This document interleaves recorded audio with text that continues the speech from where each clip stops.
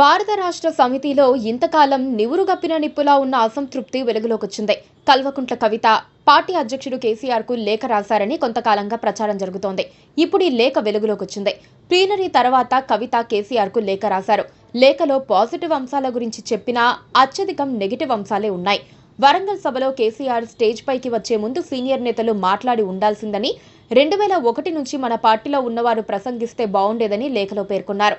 ధూమ్ధామ్ కార్యకర్తలను ఆకట్టుకోవడంలో మనం విఫలమయ్యామని, బీజేపీపై ఇంకా బలంగా మాట్లాడితే బావుండేదని సలహా ఇచ్చారు. భవిష్యత్తులో బీజేపీతో కేసీఆర్ పొత్తు పెట్టుకుంటారని చాలా మంది ప్రచారం చేస్తున్నారన్నారు.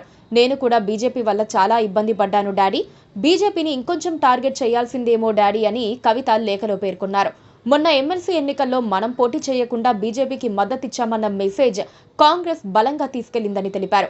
ఈ పొలిటికల్ సినారియోను అడ్రస్ చేయడానికి స్పెసిఫిక్ ప్రోగ్రామ్స్ గైడ్ లైన్స్ ఇస్తారని అంతా భావించారు. ఇప్పటికైనా మరో ప్లీనరీ పెట్టాలని లేఖలో కోరారు. ఈ లేఖలో కేసీఆర్ ప్రసంగంపై తన అభిప్రాయాలను చెప్పారు.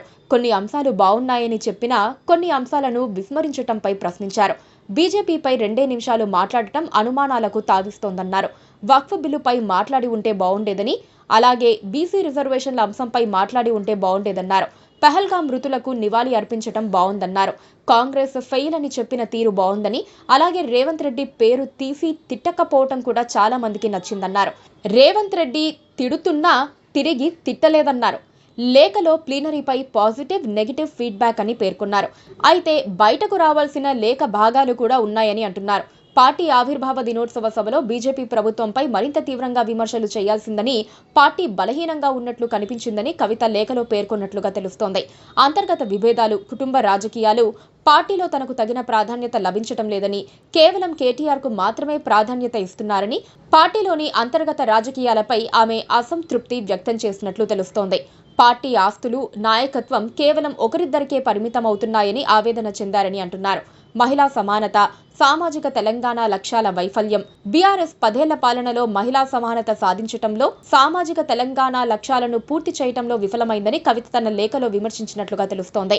పార్టీ పతనం దిశగా పయనిస్తోందని, సరైన దిశానిర్దేశం అవసరమని కవిత తన లేఖలో సూచించినట్లు చెబుతున్నారు. ఈ లేఖను మే 2వ తేదీన రాసినట్లుగా తెలుస్తోంది. తాజాగా లీక్ కావటం సంచలనంగా మారుతోంది.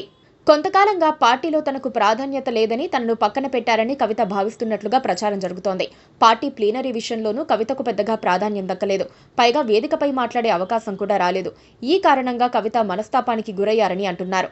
నిజానికి ఇలాంటి అభిప్రాయాలు వెల్లడించాలని అనుకుంటే నేరుగా కేసీఆర్ను కలిసి చెప్పవచ్చు. కానీ లేఖ రాసి దాన్ని మీడియాకు లీక్ అయ్యేలా చేయటం అంటే పార్టీలో అంతర్గత రాజకీయాలు ఓ స్థాయికి చేరుకున్నాయన్న అభిప్రాయం వినిపిస్తోంది.